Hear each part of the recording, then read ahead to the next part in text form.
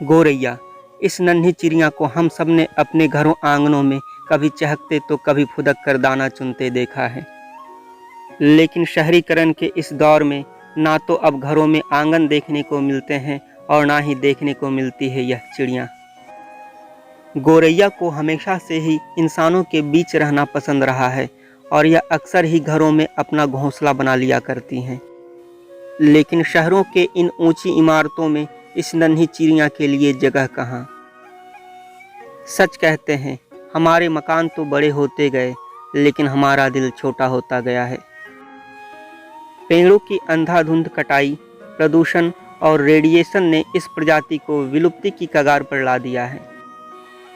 पिछले 2 दशकों में गोरैया की संख्या में 70% तक की भारी कमी हुई है।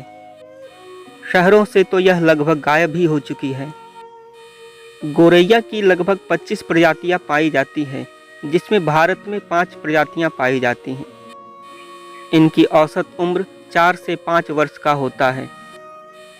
इनका मुख्य भोजन कीट पतंगे और छोटे छोटे कीड़े मकोड़े होते हैं। गोरैया का पारिस्थितिक तंत्र में काफ़ी महत्वपूर्ण योगदान होता है। यह फसलों को नुकसान पहुंचाने वाले कीट पतंगे और कीड़े मकोड़े को खाकर फसलों की रक्षा करती हैं। इसीलिए तो गोरैया को किसानों का मित्र कहा जाता है। यदि गोरैया ना रहे तो इन कीटों की संख्या इतनी ज़्यादा हो जाएगी कि फसलों को बचा पाना मुश्किल हो जाएगा और अकाल की स्थिति उत्पन्न हो जाएगी। ऐसी ही स्थिति 60 के दशक में चीन में हुई थी। चीनी शासक माओ जेडोंग को लगता था कि गोरैया फसलों के दाने खाकर फसलों की पैदावार को नुकसान पहुंचा रहे हैं और इसलिए उन्होंने गोरैया को मारने का अभियान चलाया। इस अभियान के दौरान यहाँ के लोग गोरैया के घोंसलों को खोजकर उसके अंडे तोड़ डालते और उड़ती हुई गोरैया का थाली बजाते हुए और शोर मचाते हुए तब तक पीछा करते जब तक कि वह थक कर जमीन पर ना गिर जाती और जमीन पर गिरते ही यह उसे मार डालते।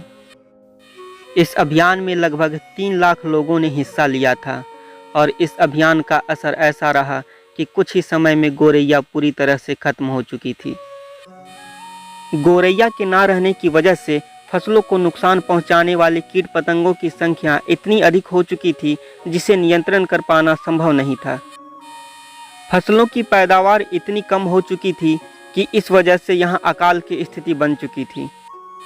इस दौरान भूख की वजह से लगभग 30 मिलियन लोगों की जानें गईं। इसे ग्रेट चाइनीज फेमिन के नाम से जाना जाता है।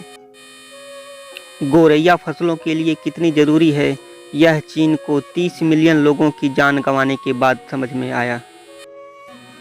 गोरैया फसल के कुछ दाने तो ज़रूर खाती हैं, लेकिन कीट पतंगों से इनकी रक्षा भी करती हैं। इसलिए गोरैया की घटती संख्या काफ़ी चिंता का विषय है। गोरैया की लगातार घटती संख्या को देखते हुए 2002 में इसे विलुप्त प्राय प्रजातियों की श्रेणी में शामिल कर दिया गया। गोरैया संरक्षण की जागरूकता के लिए हर साल 20 मार्च को विश्व गोरैया दिवस के रूप में मनाया जाता है। हमें भी अपने आसपास इन पक्षियों के लिए दाना पानी की व्यवस्था करनी चाहिए और यदि घरों में इनका घोंसला हो तो उसे नुकसान नहीं पहुंचाना चाहिए। मानव जाति के लिए यह आवश्यक है कि इन पक्षियों की चहचहाहट यूं ही बनी रहे।